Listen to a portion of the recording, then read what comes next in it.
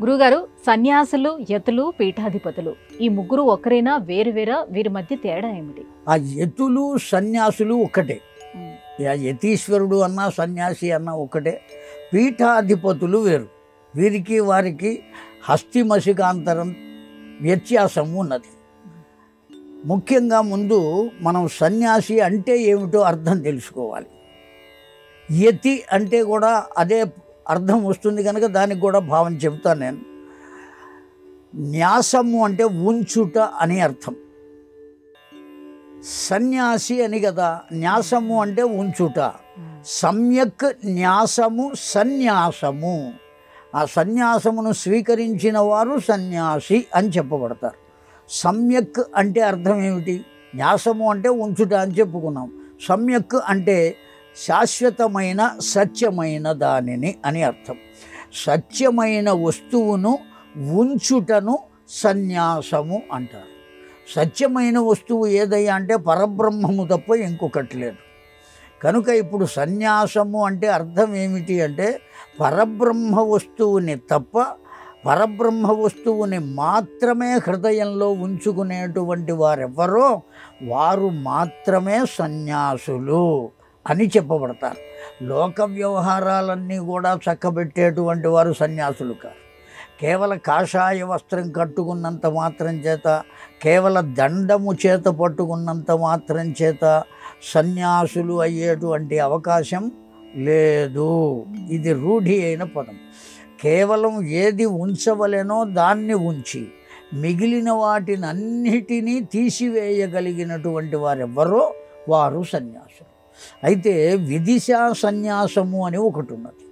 ఈ విదిశా సన్యాసము అంటే ఏమిటంటే ఆ వేషాన్ని ధరిస్తారు, సాధన చేస్తారు.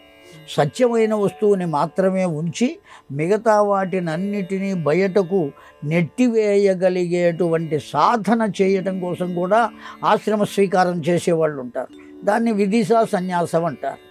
మామూలు సన్యాసి మాత్రం ఇంకా ప్రపంచ విషయాలతో అతడికి ఏ విధమైనటువంటి సంబంధము ఉండరాదు. అప్పుడు మాత్రమే అతడు సన్యాసి అవుతాడు. పీఠాధిపతి అంటే ధర్మాధికారి అని అర్థం. పీఠాధిపత్యము అంటే ధర్మాధికారం. ఆయన వల్లనే ధర్మం నిలబడుతుంది. ఎవరికి ఏ ధార్మికమైన సందేహం కలిగినా ఆ సందేహాన్ని ఎవరికి తెలియచేయాలి అంటే పీఠాధిపతులకు మాత్రమే తెలియచేయాలి. ఎవరినో మనకు తెలిసిన వాళ్ళు ఉన్నారు కదా అడిగి తెలుసుకుందాం అనేది కాకుండా పీఠాధిపతులను మాత్రమే మనం అర్థించాలి. దాని ఆ ధర్మ సంకటాన్ని తీర్చి పరిష్కారాన్ని చెప్పగలుగుతారు వాళ్ళు. అలా చెప్పగలగడానికి కావలసిన తపస్సు చేస్తారు. ఆ తపోశక్తి, దానికి కావలసినటువంటి శాస్త్ర విజ్ఞానం పొందుతారు. 6 శాస్త్రములు, ఆ శాస్త్రముల విజ్ఞానం అంతా కలిగితే కానీ అన్ని ధర్మ సంకటములకు వాళ్ళు సందేహ నివృత్తిని చేయలేరు. కనుక ఎవరు పడితే వారు పీఠాధిపత్యాన్ని పొందే అవకాశం లేదు. శంకర భగవత్పాదుల వారు ఏర్పాటు చేసిన విధానం అది. కనుక శాస్త్ర అధ్యయనం ఉండాలి, వేదాధ్యయనం ఉండాలి, ఉపనిషద్భావ సంచయం ఉండాలి. ఇవన్నీ తెలిసి ఒక స్థితికి చేరుకుని తపోశక్తి కలిగినటువంటి వారు మాత్రమే పీఠాధిపతులుగా ఉండాలి. ఆ పీఠాధిపతులు ఆశ్రమ స్వీకారం చేసే పీఠాధిపత్యానికి వస్తారు.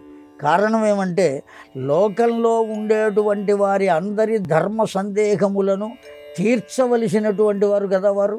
వారికి సంసారం ఉన్నదనుకోండి, ఆ సంసారం చూసుకుంటూ ఈ ధర్మ సందేహాలు ఎప్పటికీ తీర్చగలుగుతారు?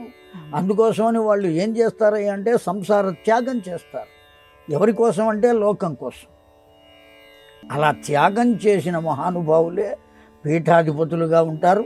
అంత విద్యాధ్యయనం చేసినటువంటి వారే పీఠాధిపతులుగా ఉంటారు.